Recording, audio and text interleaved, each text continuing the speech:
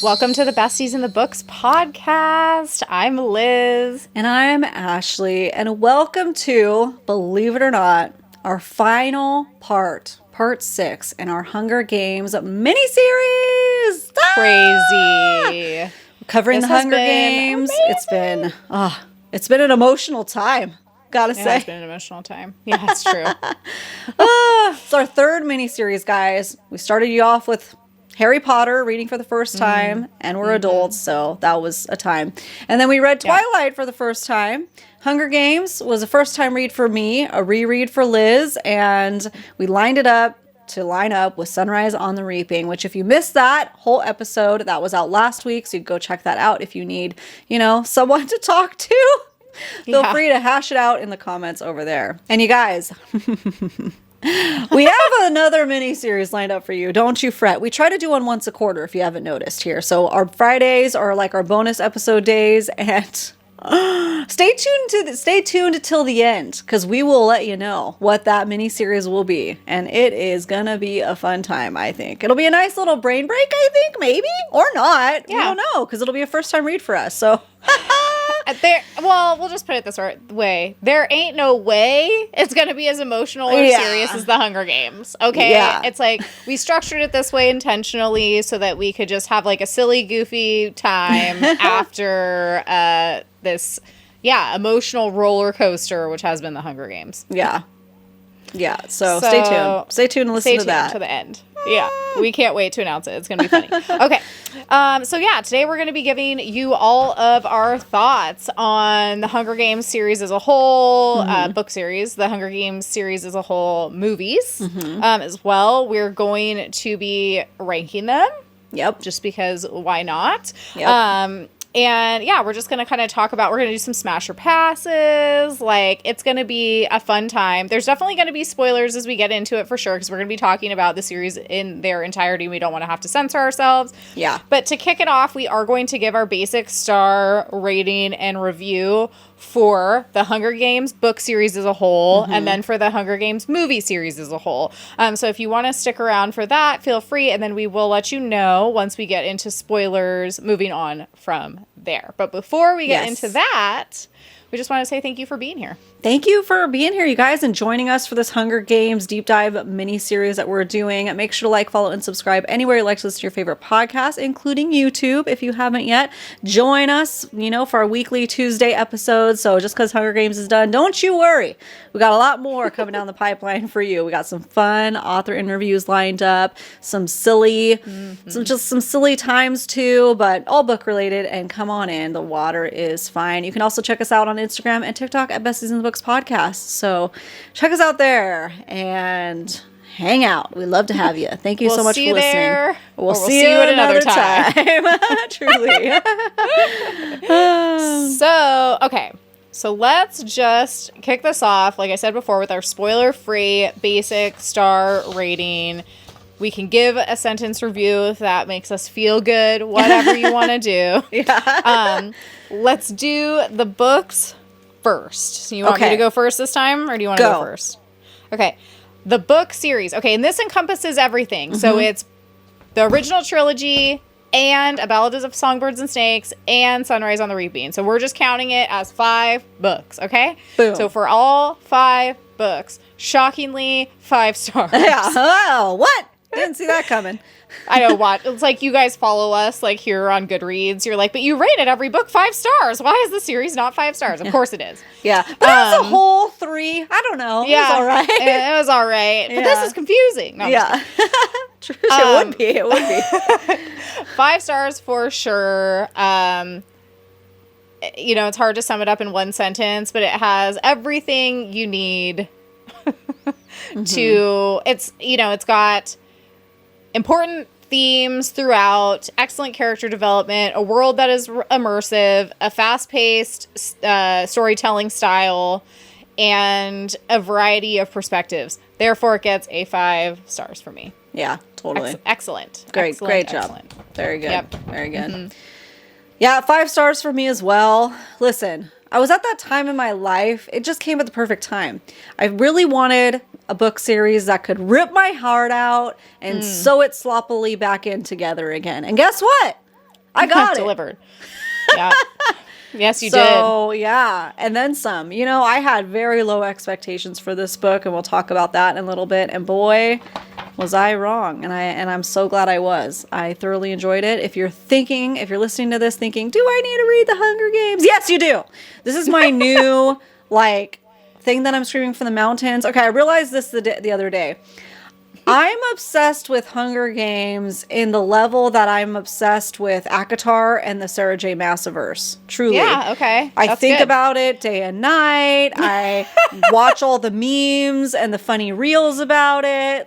And that's probably what people that read ACOTAR who loved the Hunger Games were like, oh, yay, another one of these. You know, it's a level of obsession that's such a fun little treat to have. Totally. For your brain.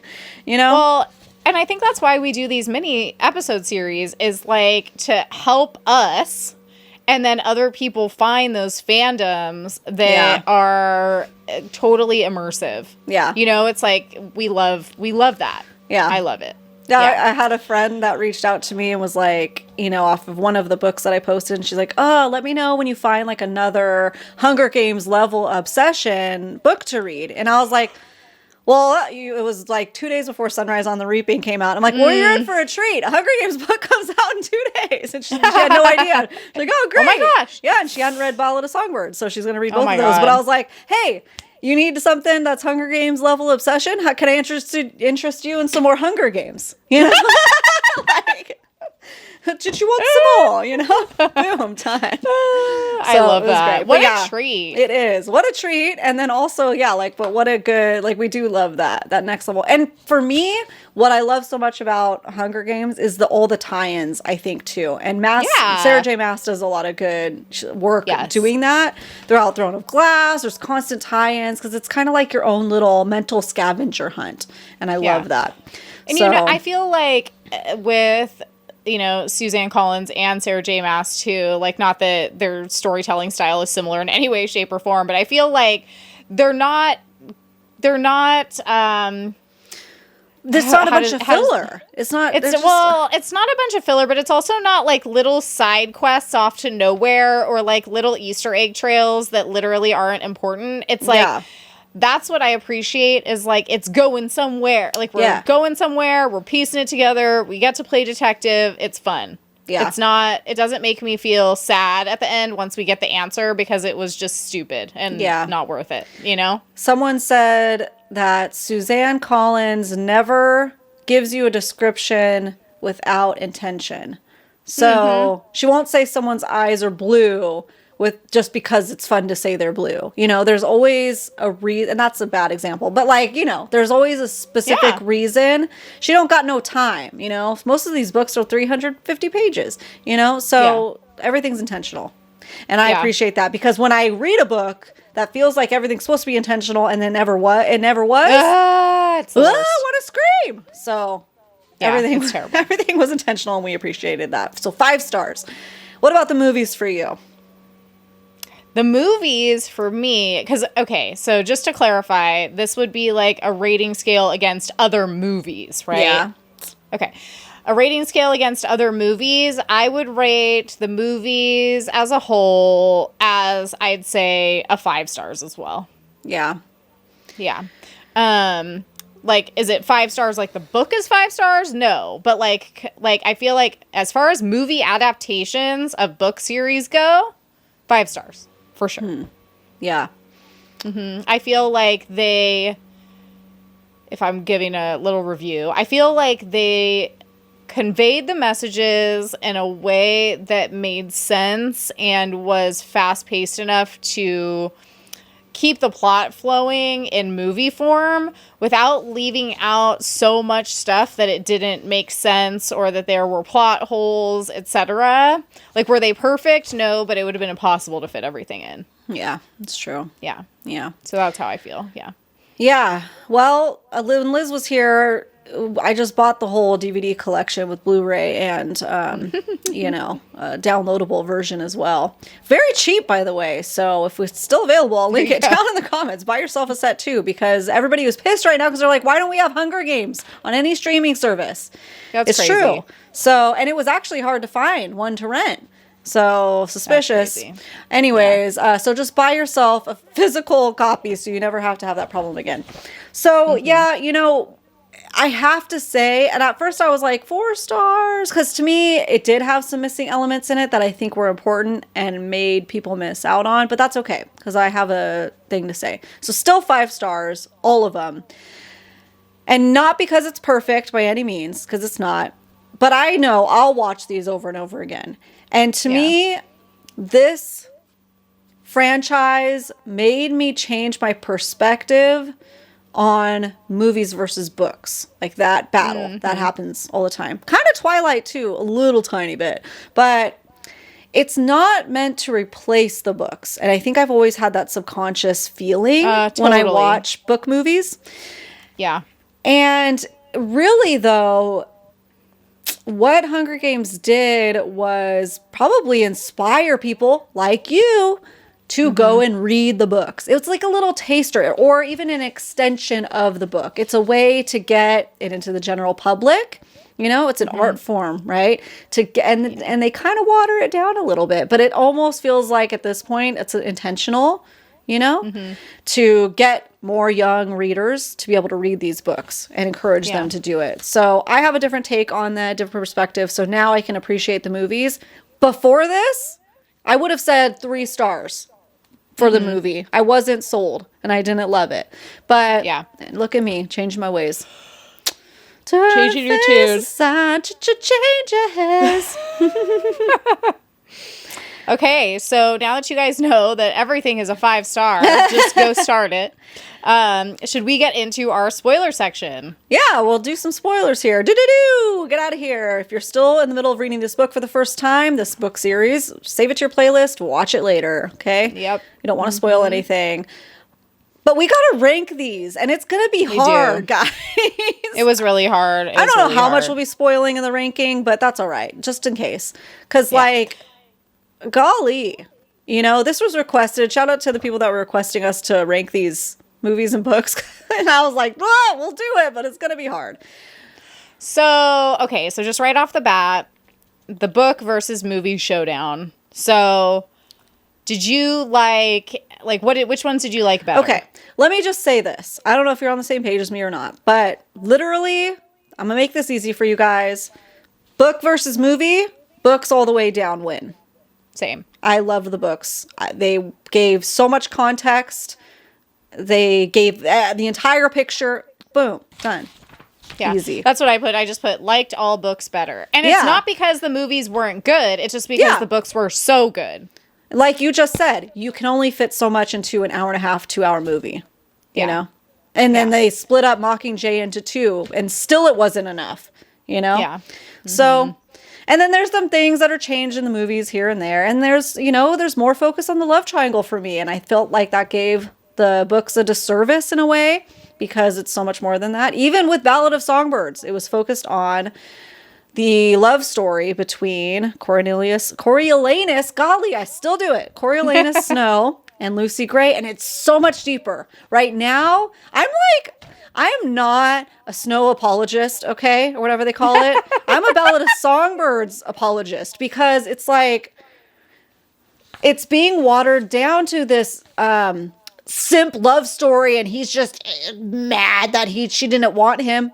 She wanted him. Like, did you guys miss that? Yeah. Like, I don't want to get mad at people, but like, he went insane. Like, he would have killed her. And if you read his internal monologue that's going on in Songbirds, like, he's forgetting the whole thing because he doesn't want to go live in the woods. Like, he wants his cushy, comfy life, and he wants that power that he has the possibility of having, and simultaneously disconnecting himself from Lucy. He only wanted to kill her because she was a loose end that was going to rat him out, possibly, Yep. So I got off tangent here. Sorry. No. I feel like that's an important thing to know. You know, if anyone has watched the movies and is like, oh, I feel like I got, you know, the gist. It's basically like the Hunger Games is like a PETA versus Gale kind of game, and Ballad of Songbirds and Snakes is just, you know, it's a man scorned essentially. Yeah. It's like no. No. Like literally from the movie, I would get that. I get that. Yeah.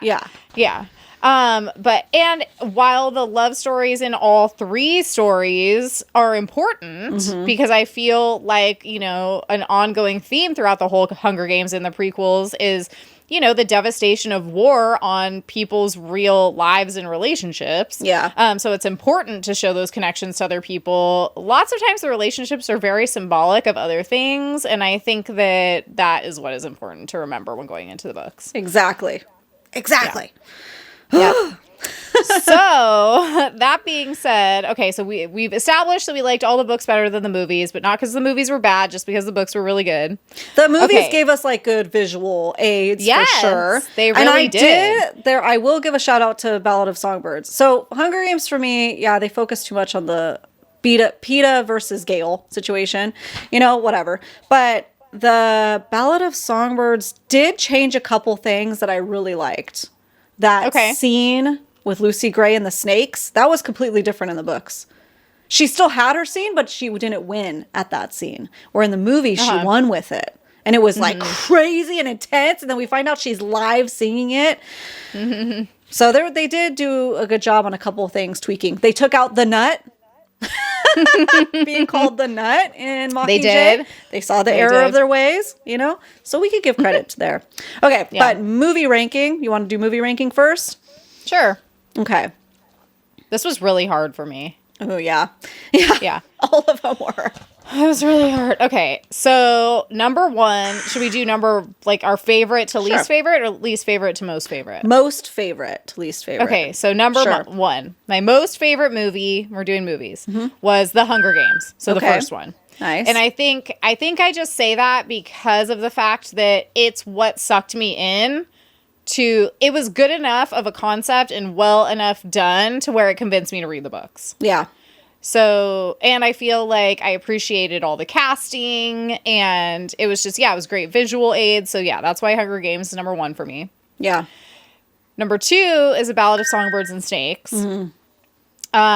Because same thing, like, I feel like the visuals really helped me. I felt like it was just a really well done movie in general. I feel like the casting was perfect. Yeah. So it's The Hunger Games, A Ballad of Songbirds and Snakes. Number 3 would be Mockingjay Part 2. Interesting. Number 4 would be Mockingjay Part 1. And then number 5 would be Catching Fire. And this was very hard for me because they were literally all amazing. So we're splitting hairs here. Yeah. Really, honestly. Yeah. They're like by decimal points. Yeah. So what would you say? What did you do? Okay, so I had to sit back and think, okay, if I could pop on any Hunger Games movie right now, what would it be? Because, like, literally, I love them all for different reasons. I would do A Ballad of Songbirds and Snakes. It was so good. It's also a little bit later, but it's just like, it's just so much symbolism. It's very moody, you know? Just different vibe, different tone. So I'm going to go with that one. And then I'm going to say the original Hunger Games, because you get all that original lore. Then Catching Fire.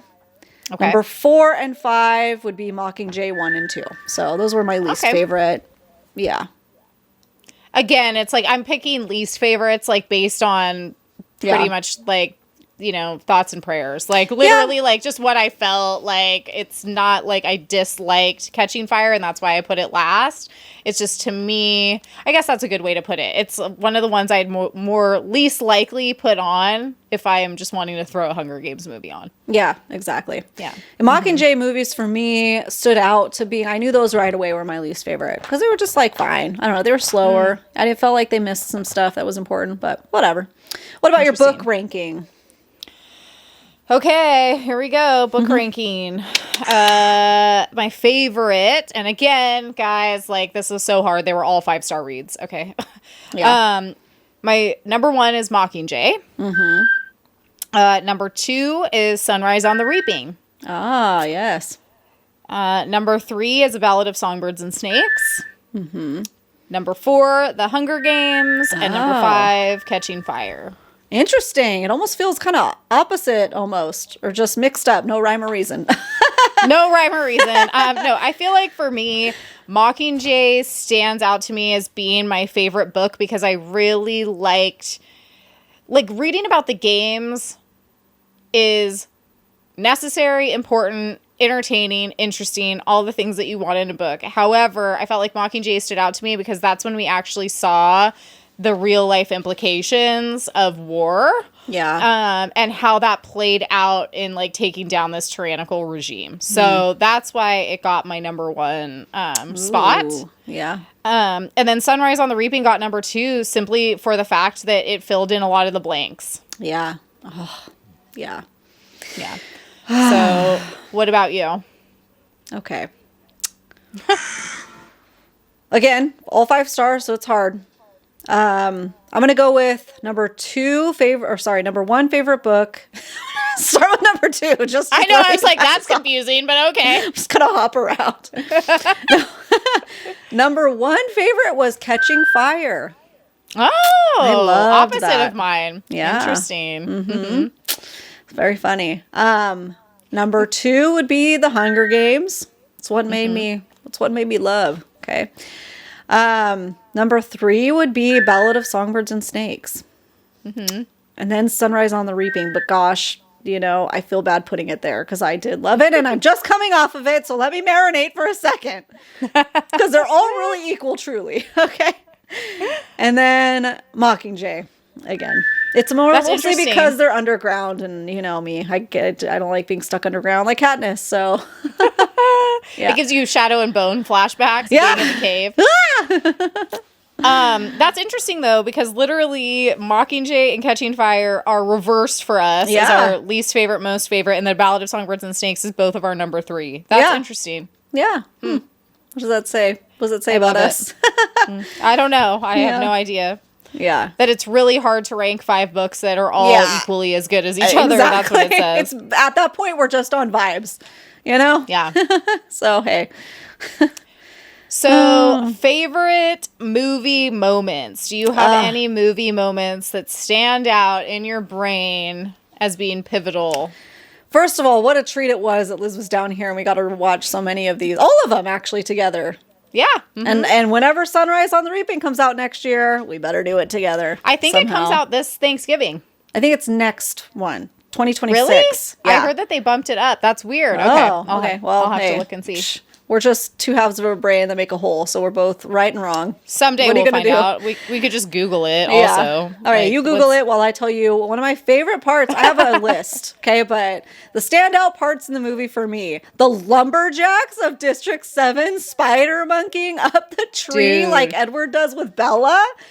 That was crazy, though. That was crazy. That was not in the books, but we were so happy to have it. That was crazy. Yeah, I loved that. I loved that whole montage. Yeah.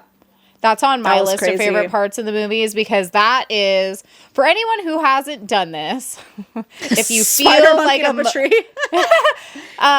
if you feel like emotionally hurting yourself today, do this. Okay, so I think that's in Mockingjay Part 2, right? Where it's like yeah, it must be. Because it's like all the lumberjacks going up the trees, but then throwing bombs down to kill all the peacekeepers. Okay. It's basically just showing a montage of all the acts of rebellion that are going on in all the different districts that we previously were not aware of. Yeah. Which wasn't really fully like in that kind of detail explained in the book. So that's why I thought it was really good in the movies too. And then it switches to whatever district goes in and bombs the dam. Yeah. And takes the whole dam down. And so the version of the hanging tree that's playing during that montage is so good. Yeah. It's like literally gives me chills every time I think about it, because it starts off with Katniss singing it and it's just her,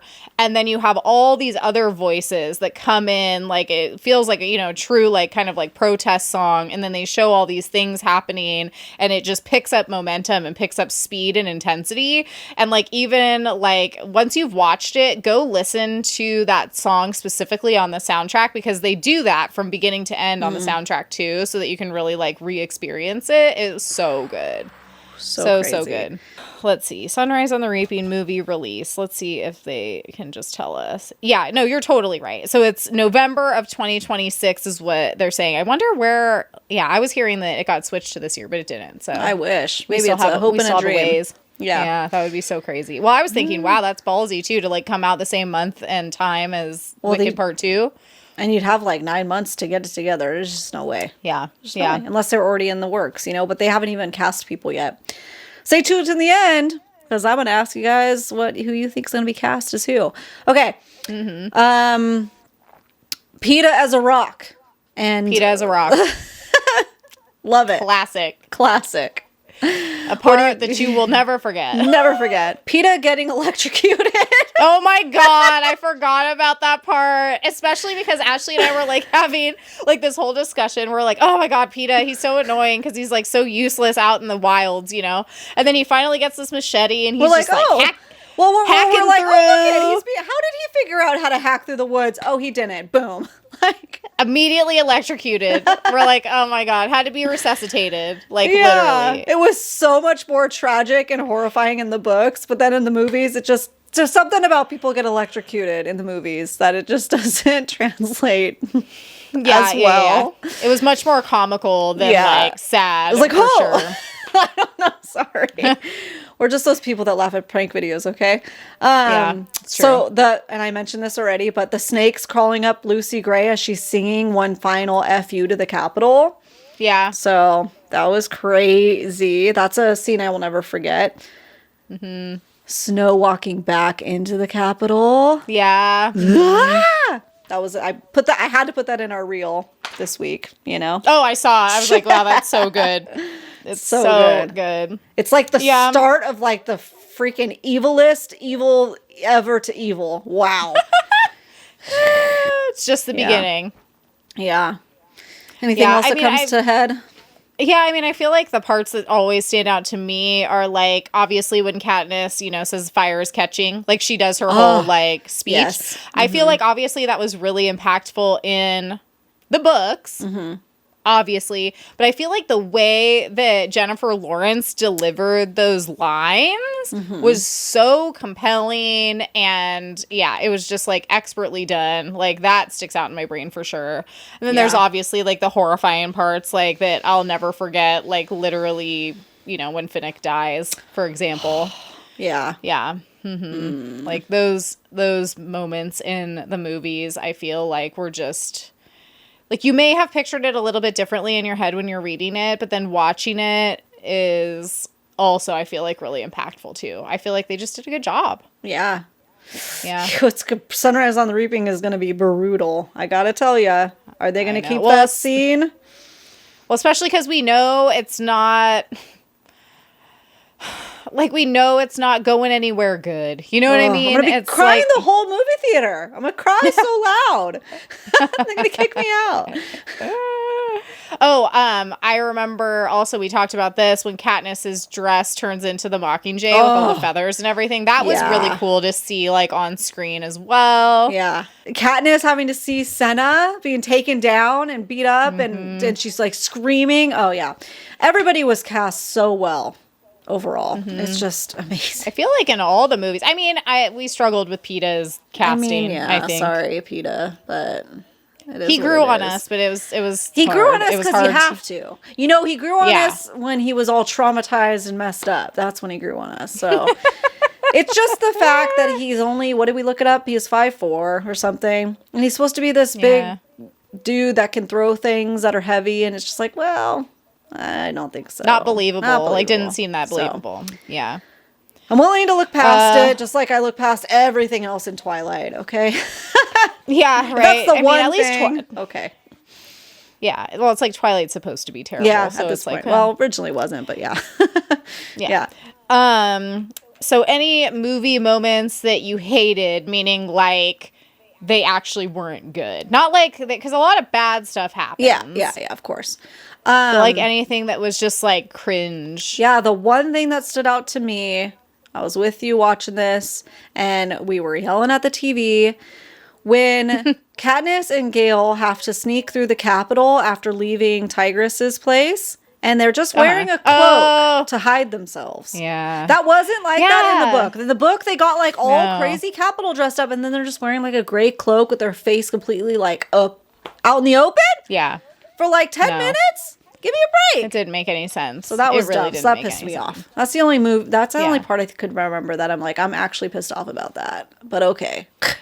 Like the only nonsensical thing. Yeah, I feel like I feel the same way. The only other thing would have been like how cheesy the like PETA dressed up as a rock was. But like that gave us enough laughs to where it was okay. Yeah, exactly. But yeah, I mean, it was definitely like, really? Yeah. Seriously? Like, there's no way he would have been able to do that in there, but okay.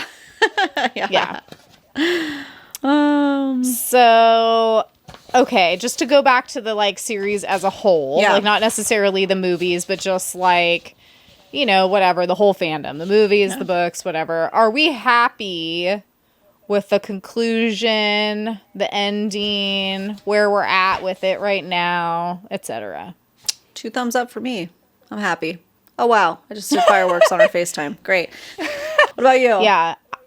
Yeah, I mean, we talked about this a little bit in our last episode, but I definitely feel like, you know, this is such an intricate world with so many stinking characters that we care about that, like, I will always be open to more. Yeah. But I'm also, I feel settled and content with, like, where things are at right now, even, you know, having pretty large gaps of time still. Yeah. You know, in between. I still feel pretty good about where we're at. Yeah. Yeah. Okay, I have a question for you. Because we touched on this on a previous episode, but officially, now that we've read Sunrise on the Reaping, would you change the reading order from publishing to, what is the word? Chronological. Like chronological. Would you change it? Would you want to read it? Like, would I reread it in a different way? Would you recommend reading it differently? How about that? No, I wouldn't. I was just talking to my sister about this because she wanted to read Sunrise on the Reaping because the movie doesn't come out for a while and she wants to know what happened. She hasn't read the other books. She's only watched the movies. Yeah. And I was like, I would not recommend. Like, I feel like you might not be completely lost per se, but would you be invested to the degree that you should be invested? Would you appreciate all of the connections and Easter eggs? Probably not. And I feel like that would be doing a disservice to yourself. Yeah. I feel like I would recommend reading them in release order. Yeah. 100%. Yeah. Same. Yeah. 100% through and through. I feel like, but then, you know, with that being said, let's say that you're someone like us who's already read them in release order. We've watched all the movies. You know, maybe when I do a reread, maybe I will read them in, you know, chronological order or whatever. Start off with Ballad of Songbirds and Snakes, then read Sunrise on the Reaping, and then read The Hunger Games. Like, maybe it would give you a different perspective if you read it in that order. Yeah, as a reread, sure. As a first read, publishing. No. Yeah. I mean, you would still get those Easter eggs once you got to Catching Fire from Sunrise on the Reaping, but still, you'd be doing yourself a disservice, I think.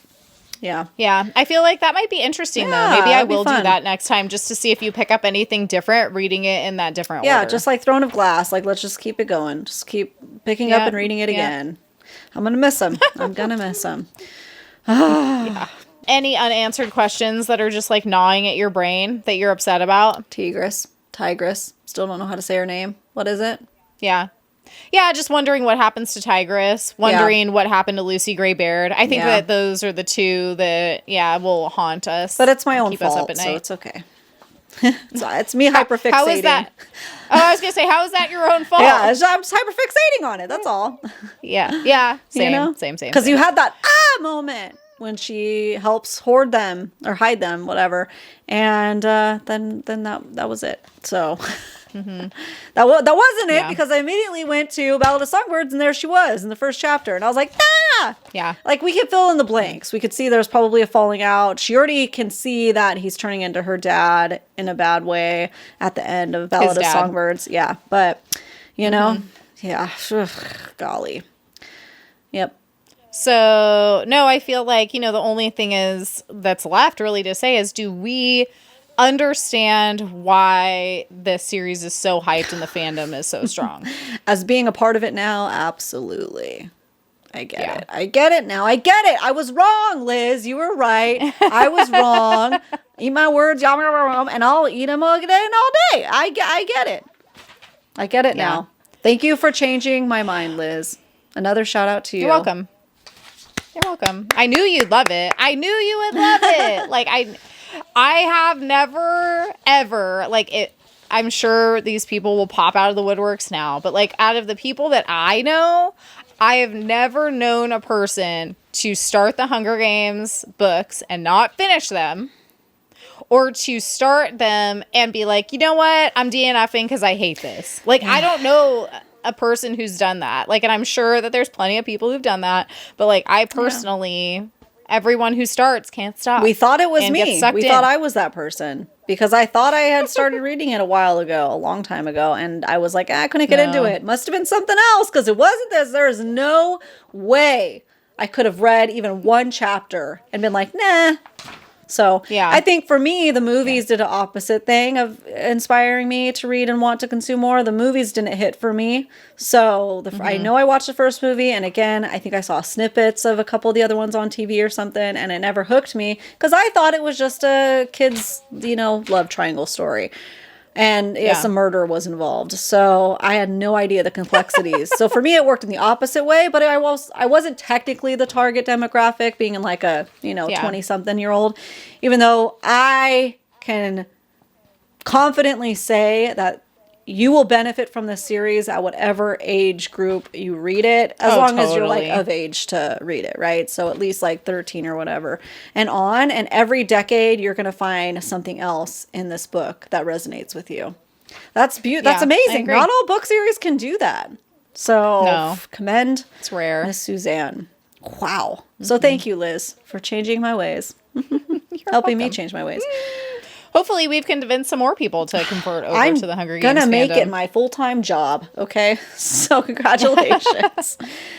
What is that soundbite? Like, prepare to be sick of me.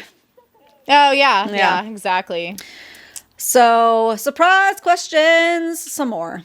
Okay, which mutt in any of the arenas do you think you could have taken on and won?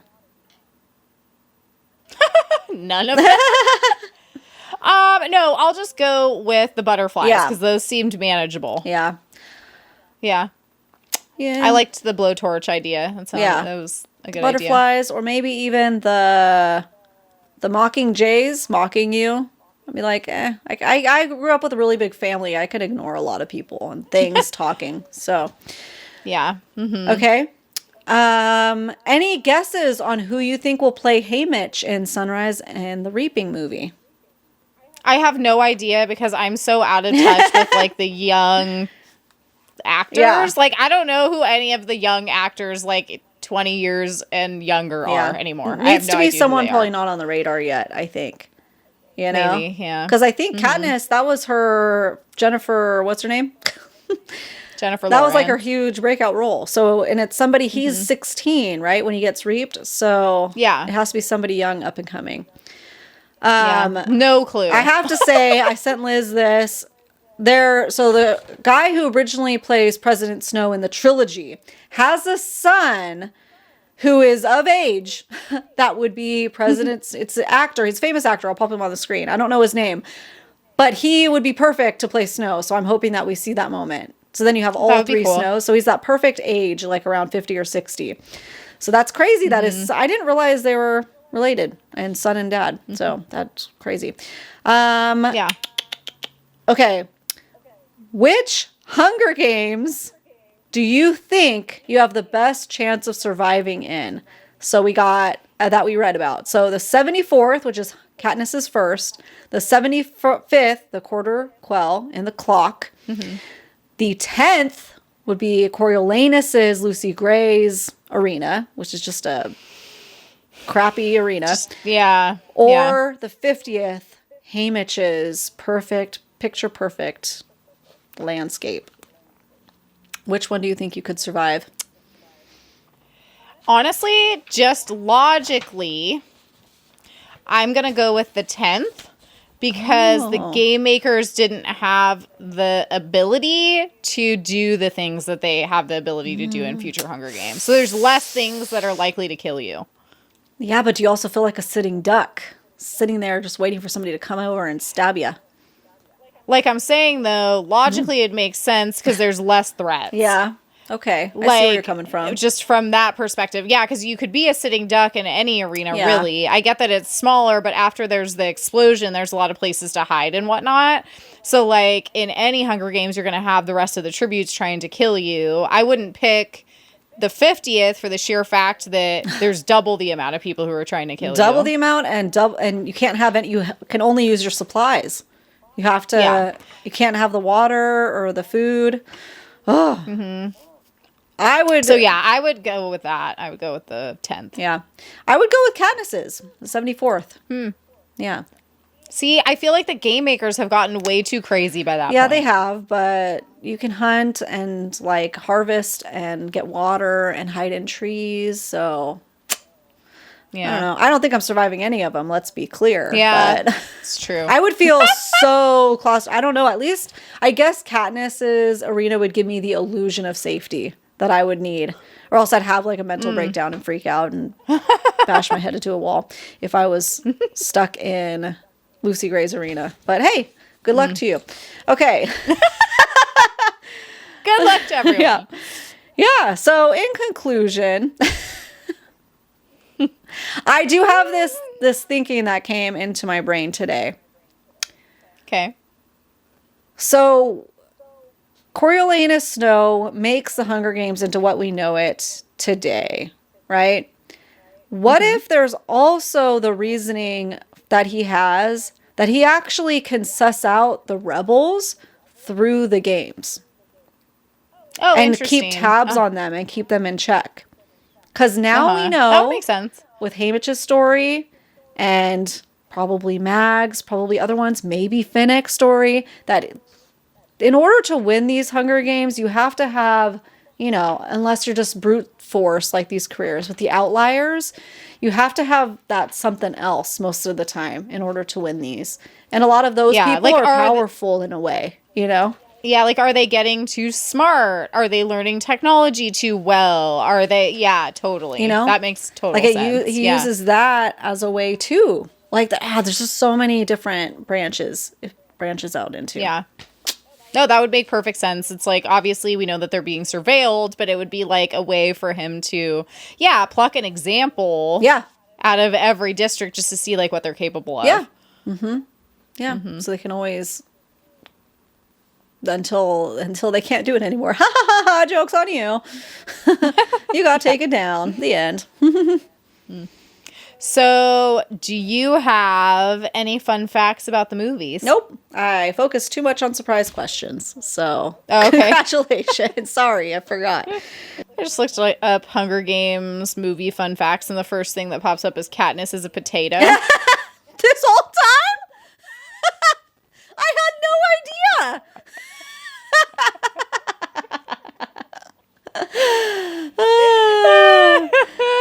I love that so much. Yeah. She's just like a potato just rolling through the arena. I know they're referring to the name Katniss, but it's a funny visual. No, it's so funny, especially because like it like literally also is like a potato. I didn't get that visual when I was reading the books. No. Okay. All right. So just a couple things that just like pop up from the internets, you know, random facts. There was an upsurge in archery. Yeah, I could see that. Isn't that interesting? Yeah. Katniss's choice of weapon, the bow and arrow, has seen huge uptakes in recent years thanks to the films and books making it look like a cool sport. Yeah. In fact, USA Archery even wrote a letter saying thank you to Suzanne Collins. Yeah. I love that. Yeah. I also, this one was really interesting. Donald Sutherland really wanted to play President Snow. Donald Sutherland was so keen to play President Snow that he wrote the director a multiple-page letter explaining why the character was important and how he would play him. He even read all the books beforehand, so he knew everything about Snow. Okay, so yeah, that's the guy who ends up playing him, right? Yeah. Crazy. Wow. Which we talked about So this his before. son Do is with gonna it what you be, will. his son has to be then. He's Yeah. gonna be like, you have to do it. We just have, because Ashley and I were voice memoing about this. Isn't it a little weird that, like, the guy who plays President Snow's name is Donald Sutherland? We'll just let you guys think about that just for a second. Let's see. What else do we have? Oh, this is interesting. At least at the time of this article, I don't know if this is still accurate, okay? So, like, don't come for me. I have not done the research past this. It's banned in Vietnam. Ugh. So, while the idea, it says this article, while the idea of child soldiers and gladiators battling to the death may seem far-fetched and dystopian to Western audiences, sadly, in some parts of the world, it's too close to home, including Vietnam, where the first film is banned. Wow. Yikes. There's one more good one. Okay. It's only good because it's PETA. Jennifer Lawrence gave Josh Hutcherson, so the guy who plays PETA, a head injury. Whilst filming the first film, Jennifer told Josh she could kick higher than his head and proceeded to show him and ended up kicking him in the head. Of course. I can understand why she thought she could, though, too, because he's so small. I think she's taller than him. Like, hey, kick over your head. I just love that, though. Like, the goofy, like, stuff on the set, too. I mean, sorry you got kicked in the head, but it's hilarious. But it's like poor Josh Hutchinson, or whatever his name is, Hutcherson. It's like he gets electrocuted. He gets turns into a rock. He almost dies on numerous occasions. He gets kidnapped and tortured by the Capitol. And then behind the scenes, he's getting kicked in the head. And they said head injury, so he had like a concussion. Yeah. Oh my God. It feels weird to close the Hunger Games chapter because it was it was just so amazing. And this has been such a fun time. But guys, it's time to announce, if you stuck around this far, you a real MVP. That's for sure. Yeah. Thank you. We appreciate you. Yep. And for that, you get this treat. Yes. It is time to announce what our next mini episode series will be starting in May. Because guess what? Should we say it at the same time? It's gonna be gray. Be gray. That's the best we got, guys. It's gonna be gray. That means it's what, Liz? 50 Shades of Grey. Just in case you guys did not piece that together. In May. Yep. How perfect is that? In May. Yeah. We came up with that all on our own. It happened organically. The thing is, it's like we wanted something light. We wanted something easy that we could just roast, that we could make fun of with you guys. And who knows? Maybe we'll end up really liking it. We don't know. Or it's going to be tragic and horrible. I don't know. Oh my God. I don't think it's tragic and horrible, but maybe. I mean, I literally have never read the books, either of you. Nope. I watched the first 2 movies when they came out, so I remember nothing. I didn't watch anything, so I know nothing. Yeah. Yep. So here we are. We're starting from scratch. But dude, it's going to be May. Sitting around that table, we're doing our work, our podcast work, setting our schedule for the year, you guys, going through the mini series that we plan on doing, and we're like lining everything up, getting our schedule lined up, and I was like, Liz, let's do these all in May. It's like, wait, with 50 Shades of May. 50 Shades of May. 50 Shades of Gray. It's going to be gray. 50 Shades of May. So it's going to be gray. 50 Shades of May. Okay, you guys got it? Every Friday, we're going to be dropping down our unhinged theories and reviews and hot takes of 50 Shades of Grey. We're doing the first 3 books, maybe a little parody in there, and a wrap-up video, of course.